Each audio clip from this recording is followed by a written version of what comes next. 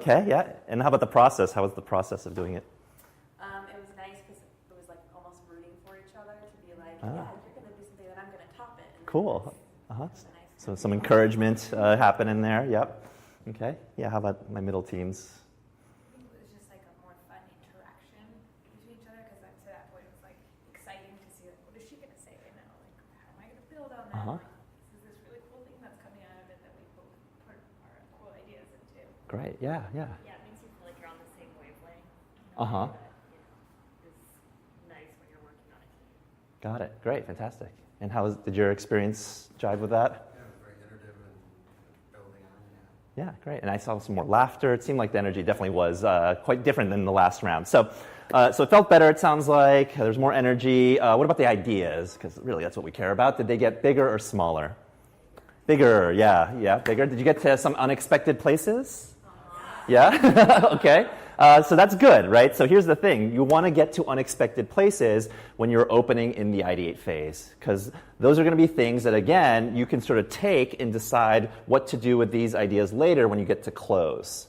Now, for some people, and I get into this too, I can feel a little bit uncomfortable sometimes by how out there they get. But here's the thing, you can always take an interesting idea later on in the process and scale it back, make it more feasible. That's always easier than getting to the end of the process where you're closing and you've got nothing interesting to work with. So for example, I know that sometimes people do this and they say, okay, we're going to space, right? And you're thinking, okay, how is that even a good use of my time as we go through this? However, when you get to close, you might say, all right, well, we may not be able to go to space for our holiday party, but maybe we can invite Elon Musk and he can talk about SpaceX, and we can have a conversation about space. So you can always find ways to make it more feasible, more viable later in the process. And you want to make sure you get to that unexpected stuff, because if you're just getting the expected things, then you might as well just jump to implementation, right? I would say you're wasting your time if you're just coming up with expected ideas. And that's not, we're not here to waste your time. So you really want to aim for that unexpected stuff. So go big, go out there, don't self-censor. And then the last thing related to the yes and mentality that I'm curious about is whose idea was it by the time that you finished that process? Yeah, both? Okay. I feel like both of yours? Yeah? Okay, and that's really important too, because I think one of the big barriers to innovation and creativity, especially in a team environment, is possessiveness. People who want credit for the idea, they want it to keep it their own, right? Sometimes I've heard it called the Gollum effect, where people say, my precious, right? And they don't want to share it, right? And more often than not, I've seen that people with those ideas, those ideas don't actually move forward, right? Because they don't have buy-in, nobody else is excited about their ideas. And so the second that you can actually shift the idea and the mindset from me to we, that's when we typically see really dynamic things happen, where teams start to get momentum, there's acceleration around the process, people are excited, and those ideas tend to actually make it in the market and succeed compared to the ones where people are just kind of keeping ideas to themselves. So you can sit down. We're going to actually now apply a little bit of yes and. I'm going to stand up, I guess, in a second. But take a quick break before I get you on your feet again. Yeah. All right, so we're heading into what we call group ideation, which is again super fancy name for generating as a group.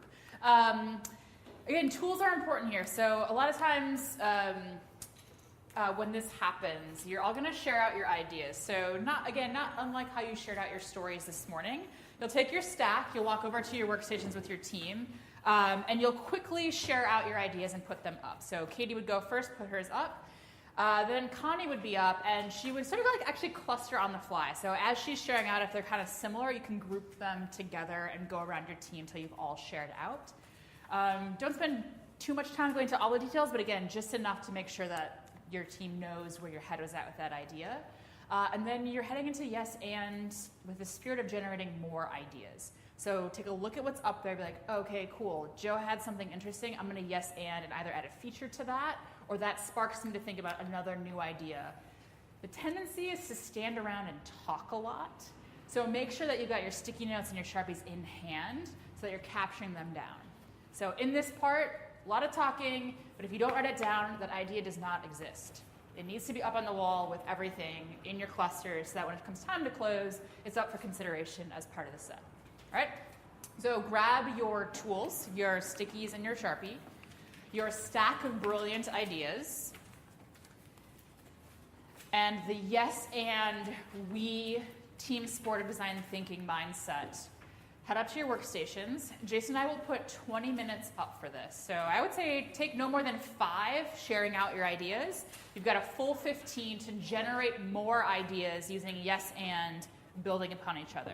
Are we going through every idea after doing yes and, or just like whichever comes to mind? Whatever comes to mind. So yes and is on the fly. You might be talking, and I'm going to yes and in my head and write it down and put it up. So it's not one for one, but share everything out collectively, yes and what's up there. While we're going through and posting it, not sharing it. Right. So if Katie's sharing, you can be writing something down and then sticking it up till you've all shared. Then you can talk about it. Got it.